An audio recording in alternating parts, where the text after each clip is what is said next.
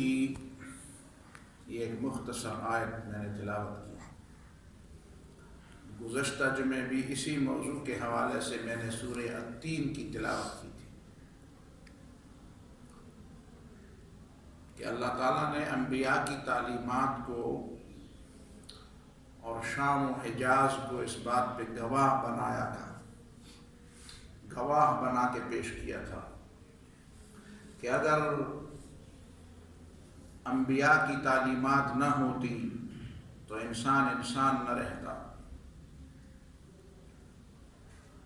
انبیاء کی تعلیمات کے بغیر انسان کی طرح زندگی نہیں گزار سکتا۔ یہ جو تھوڑی بہت انسانیت آپ کو دنیا میں نظر آ رہی ہے، یہ انبیاء کی تعلیمات کا نتیجہ ہے، اور انبیاء کی تعلیمات سے منہ موڑ کر انسان اسفل سافلین میں گر جاتا ہے، جانوروں سے بھی بدتر ہو جاتا ہے، خطرناک جانوروں سے بھی بدتر ہو جاتا ہے، اس لیے کہ جانور سے پھر بھی آدمی خوف کھاتا ہے، اور انسان کو تو وہ سمجھتا ہے کہ وہ تو انسان ہے، اس میں انسانیت تو ہوگی۔ آج جو میں نے آیت تلاوت کی، اس میں اللہ تعالیٰ نے فرمایا فَهَلْ عَصَيْتُمْ، کیا یہ قریب نہیں ہے؟ إِن تَوَلَّيْتُمْ، کہ اگر تم اسلام سے، قرآن سے، پیغمبر کی تعلیمات سے منہ موڑ دو گے اور اس سے واپس ہو جاؤ گے، ان تفسدوا فی الارض، کہ تم پھر زمین میں فساد برپا کرو گے، وتقطعوا ارحامکم، اور رشتے بھی کاٹ دو گے۔ فساد سے بچانے والی چیز اور انسانی رشتہ پالنے والی چیز یہ انبیاء کی تعلیمات ہیں۔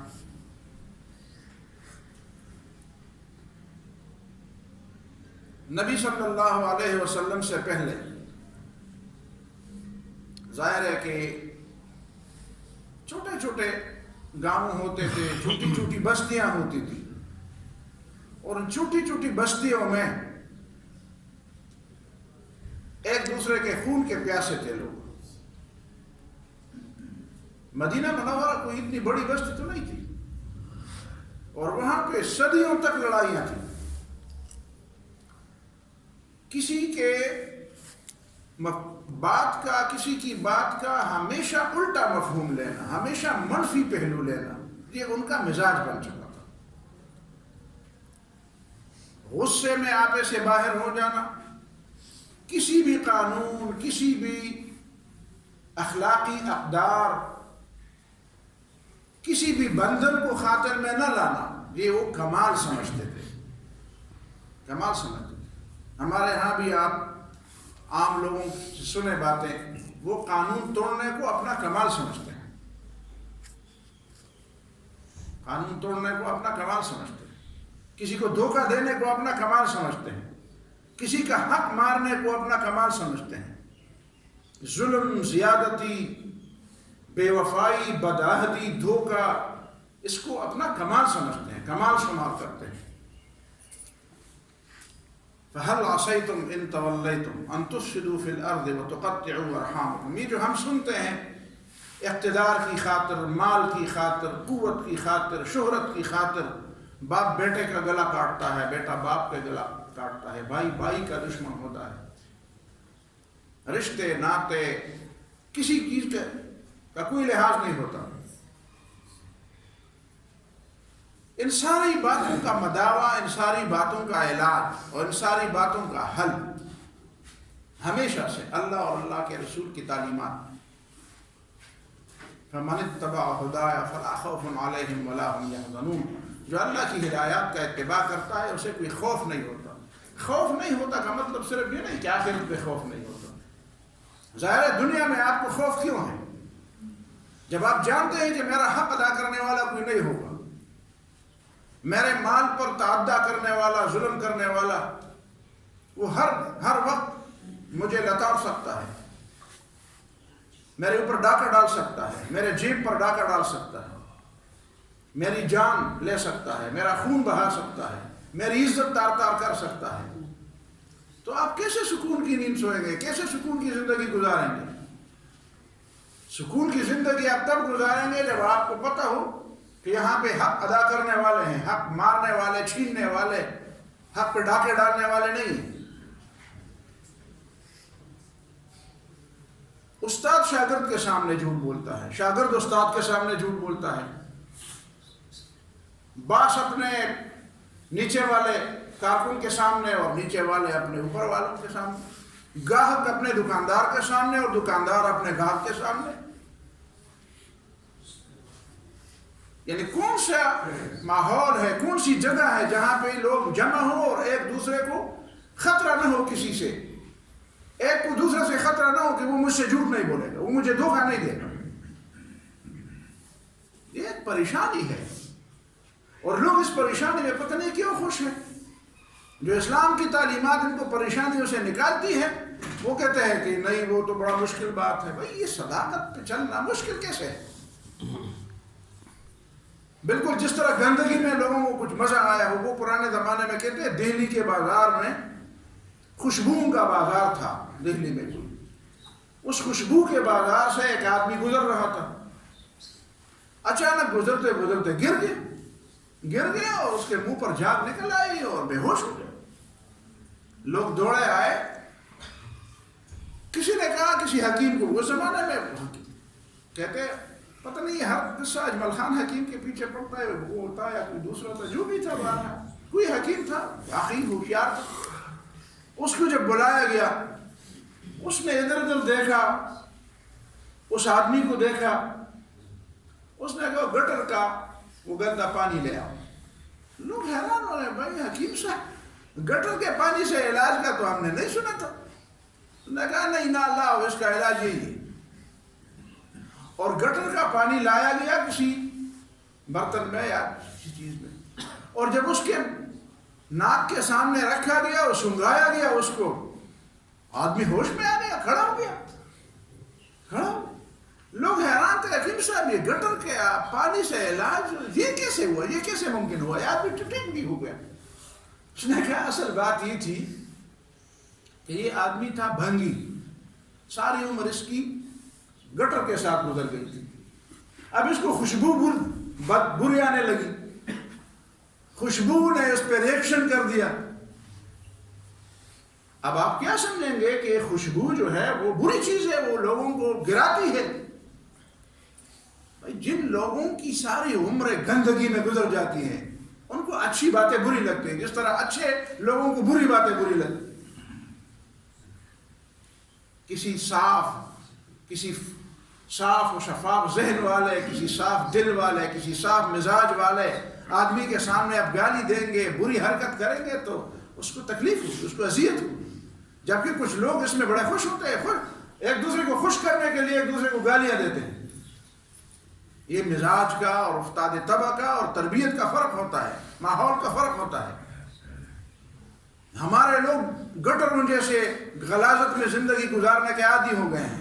آپ ان کو کہہ دیں کہ درست رویہ اختیار کریں، ایک دوسرے کے حقوق کہتے ہیں نہیں حرام کماؤ آرام سے رہو گے۔ وہ حرام اور آرام کو ایک طرح سمجھتے ہیں، حرام کماؤ آرام سے رہو، وہ حرام کھانے میں بڑے خوش ہوتے ہیں۔ آپ جب اسلامی تعلیمات کی بات کرتے ہیں تو کہتے ہیں یہ دقیانوسیت ہے، یہ پرانے زمانے کی باتیں ہیں، کہ کیوں ہو رہا ہے یہ جو عمل، یہ جو ہو رہا ہے یہ کیوں ہو رہا ہے، کیا کمی تھی؟ وہ جو لاہور میں ہوا، لائسنس تو اس نے لیا تھا، ہائی کورٹ کے امتحان میں تو وہ پاس ہوا تھا، قانون تو اس کو پتا تھا، وہ تو کہتا ہے میں آئین اور قانون کا محافظ ہوں۔ اور پھر کیا اگر یہ انسانیت ہے تو پھر درندگی کس چیز کا نام ہے؟ میں یہ نہیں سمجھتا، میں نہیں کہتا کہ دوسرا طبقہ جو ہے نا وہ کوئی بزرگوں کا ہے، صرف کالے کوٹ پہننے سے بھی آدمی وہ نہیں ہوتا، مہذب نہیں ہوتا جب تک اس کا دل صاف نہ ہو. اور کالا کوٹ پہننا کوئی گناہ بھی نہیں، لیکن سفید کوٹنے سے بھی آدمی مہذب نہیں ہوتا جب تک اس کا دل بھی صاف نہ ہو. ضرورت اس بات کی ہے کہ لوگوں کو انسانیت سکھائی جائے. یہ تعلیم انسانیت نہیں سکھاتی، یہ تعلیم انسانیت سکھانے میں ناکام ہے. آپ کہتے ہیں یورپ میں تو کامیاب ہے، کامیاب نہیں ہے، آپ جانتے نہیں ہیں. آپ دھوکہ اس کو کہتے ہیں جو آدمی کو گلے سے پکڑا جائے. آپ اس کو دھوکہ نہیں کہتے جو سفید شلوار قمیص اور کوٹ پینٹ پہن کر آدمی دوسرے کو دیتا ہے. کیا امریکیوں نے کم دھوکے دیے ہیں؟ ابھی جو واشنگٹن پوسٹ میں رپورٹ شائع ہوئی ہے، افغانستان میں کیا کیا انہوں نے، پوری دنیا میں کیا کیا، کتنے لوگوں کو بے گناہ مارا.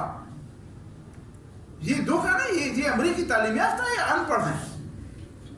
یہ جو سارے یورپ والے پوری دنیا میں انہوں نے دھوم مچائی ہوئی ہے.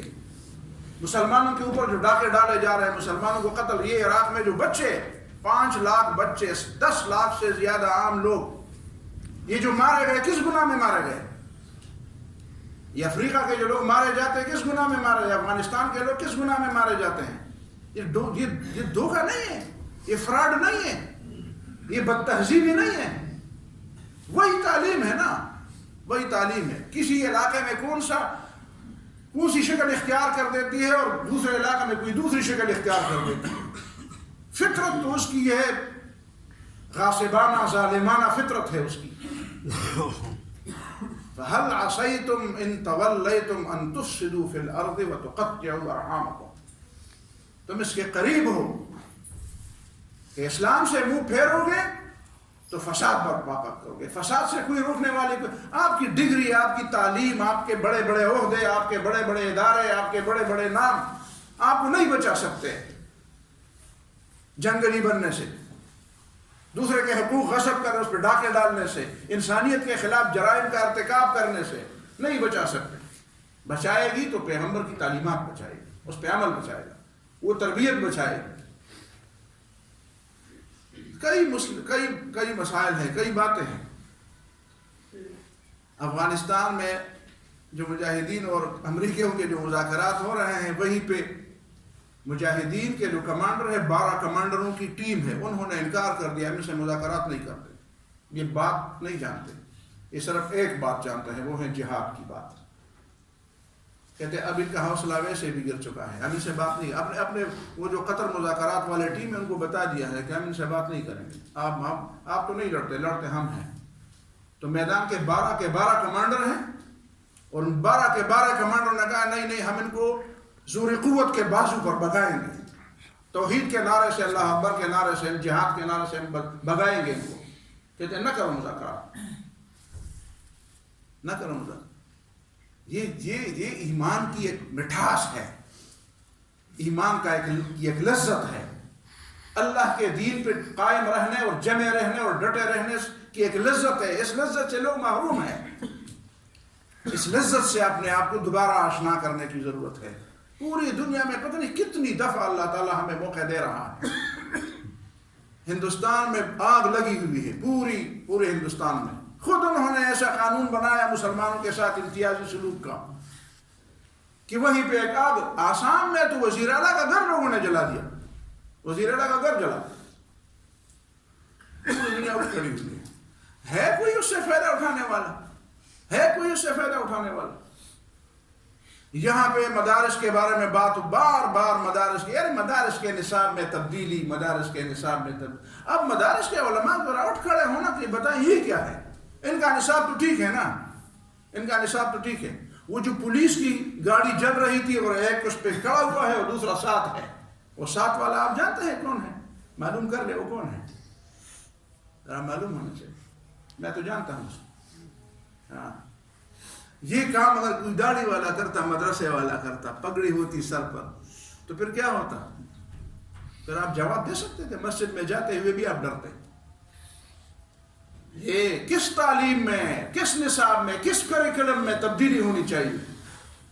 کس کریکلم میں تبدیلی ہونی چاہیے؟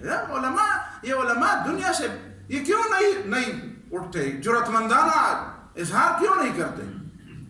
جرأت ہونی چاہیے. آپ کے لیے کرسیاں خالی ہیں، امامت 2 رکعت کی امامت تو ہے ویسے بھی آپ کے پاس، ذرا اٹھو دنیا کی امامت کے لیے کھڑے ہو جاؤ، دنیا کی امامت کے لیے خالی کرسیاں آپ کا انتظار کر رہی ہیں۔ نہیں اہل ہے یہ لوگ اہل نہیں ہیں۔ 70 سالوں میں انہوں نے کیا پاکستان کو بچایا، توڑنے سے بچایا، ٹوٹنے سے بچایا، کس چیز سے بچایا؟ امن دیا لوگوں کو، روزگار دیا لوگوں کو، عزت دی لوگوں کو، کس چیز میں؟ آپ ذرا اٹھیں، ذرا منہ میں زبان رکھتے ہیں، بولیں آپ کا وقت ہے، دنیا کو دکھائیں۔ باہر سے پیسہ کن لوگوں کو آ رہا ہے؟ مدرسے کو پیسہ آ رہا ہے، یہ ٹی وی چینلوں کو جو پیسہ آ رہا ہے، یہ NGOs کو جو پیسہ آ رہا ہے، فحاشی پھیلا رہے ہیں، بے دینی پھیلا رہے ہیں، ان سے حساب کتاب منگائیں، کہہ دیں ان سے جب حساب کتاب نہیں ہوگا ہم نہیں دیں گے حساب کتاب۔ آپ کے پاس کیا ہے؟ تو یہ چیزیں ہیں۔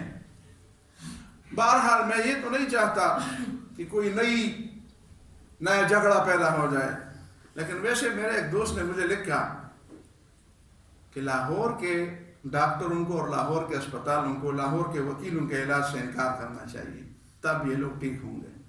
اور میرا مشورہ اس میں یہ بھی ہے کہ چلو اگر ایمرجنسی آ جائے تو علاج تو کر لے، لیکن نشہ کے بغیر کر لے، انستھیزیا نہ دے۔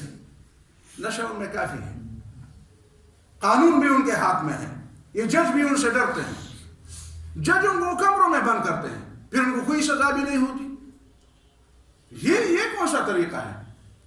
بدماشی کے لائسنس ملے ہیں آپ کو، ذرا ان کو تھوڑا سا وہ رگڑا دے دیں۔ وہ ایک علاقے میں کچھ لوگوں کو موٹر سائیکلیں چلانے کا بڑا پتہ نہیں کیا دھندا ہے، جو جوان بڑے موٹر سائیکلیں چلاتے تھے، تو پھر ڈاکٹروں نے کہا ان کے ایکسیڈنٹ بہت زیادہ ہوتے ہیں، تو ان کو بغیر انستھیزیا دینے کے وہ ٹانکے لگاتے تھے، کہتے ہیں تمہارے اندر جو نشہ ہے وہ پورا ہے، باقی نشے کی ضرورت نہیں۔ تو کم از کم لاہور میں، باقی دنیا میں تو نہیں ہونا چاہیے، اللہ نہ کرے یہاں پہ وہ مصیبت آ جائے، باقی دنیا میں تو نہیں ہونا چاہیے، وہاں پہ وہ ڈاکٹر صاحب میں سچ بات کہتا ہوں، ان کے علاج سے انکار کرنا چاہیے۔ تو تم تو ٹھیک ہو، یہ کوئی طریقہ ہے؟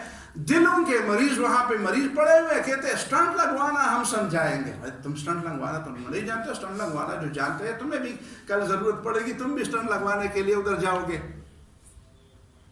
تو ذرا ادب، احترام، کوئی تہذیب، کوئی سلیقہ، یہ صرف ایک طبقہ نہیں ہے، کئی طبقے ہیں، یہ تو سامنے آ رہے ہیں، کئی طبقے اور بھی ہیں چھپے ہوئے ہیں۔ آپ کیا سمجھتے ہیں ان میں انسانیت ہوگی؟ کون سے طبقے میں انسانیت آپ سمجھتے ہیں؟ تجارت میں، منڈی میں، بازار میں، کون سے، کس میں، پولیس میں، کس چیز نہیں؟ اللہ سب اسی مٹی کے پیداوار ہیں۔ وہ پھر مجھے بھی دیگر مولانا کی بات یاد آ گئی، وہ کہتے ہیں میں نے سن 65 میں لوگوں کو ذرا ٹوکا کہ تم جہاد میں نہیں جاتے، تو کہتے ہیں جب بہت زیادہ میں نے سخت بات کی تو ایک مقتدی نے مجھے کہا کہ مولوی صاحب، استاد جی تم گئے ہو؟ تو کہتے ہیں میں تو نہیں گیا۔ تو میں نے کہا تم گئے ہو؟ وہ تو بڑا تیز تھا۔ تو کہتے ہیں نہیں، کہتے ہیں میں نے کہا جس طرح مقتدی ہوں گے اسی طرح ان کا امام ہوگا، تو میں بھی تمہارا امام ہوں۔ تو یہ مٹی یہی ہے، یہ سارا مٹی ایسا ہی ہے، اس مٹی سے جو بھی پیدا ہوگا اس کو درست کرنے کا ایک طریقہ ہے، وہ وہی طریقہ ہے جو آدم بابا کو اللہ تعالیٰ نے سکھایا تھا کہ فَإِمَّا يَأْتِيَنَّكُم مِّنِّي هُدًى فَمَن تَبِعَ هُدَايَ فَلَا خَوْفٌ عَلَيْهِمْ وَلَا هُمْ يَحْزَنُونَ وَالَّذِينَ كَفَرُوا وَكَذَّبُوا بِآيَاتِنَا أُولَٰئِكَ أَصْحَابُ النَّارِ هُمْ فِيهَا خَالِدُونَ۔ امن کی زندگی چاہتے ہو، سکون کی زندگی چاہتے ہو، اسی بات کی طرف پلٹ آؤ۔ وہ ہندوستان میں تحریک ہے بیک ٹو بیسک، برطانیہ میں بھی ہے، اپنے گھر کو واپس آ جاؤ، اپنے اصل کو اصل یہی ہے کہ آدم بابا مومن تھا، اصل یہی ہے کہ اس پوری زمین پر ہزاروں سال ایمان کی بات تھی، کفر سے لوگ ناشنا تھے، بیک ٹو بیسک، اس اصل بنیاد کی طرف واپس آ جاؤ۔ فَهَلْ عَصَيْتُمْ إِن تَوَلَّيْتُمْ أَن تُفْسِدُوا فِي الْأَرْضِ، یقیناً اگر اسلام سے منہ موڑتے ہو تو فساد ہوگا۔ امریکہ کا نصاب نہیں، کہاں بھی نصاب، اسرائیل کا نصاب لاؤ، برطانیہ کا نصاب، جرمنی اور فرانس، پوری دنیا کا شیطانی نصاب بڑا۔ تفسدوا فی الارض، فساد کرو گے، وتقطعوا ارحامکم، رشتے توڑ دو گے، انسانیت کے رشتے نبھانا چاہتے ہو، فساد سے بچنا چاہتے ہو، اسلام کی طرف لوٹ جاؤ۔ اور اسلام کی طرف لوٹنا اس طرح نہیں کرتے کہ تقریریں کرو، میں بھی تقریر کرو، تم بھی کرو، بس تقریر پر یہ ایک چٹان زبان سارے جسم کے بدلے کافی ہے، نہیں یہ کافی نہیں۔ اللہ تعالیٰ مجھے اور آپ کو عمل و سمجھ کی توفیق عطا فرمائے۔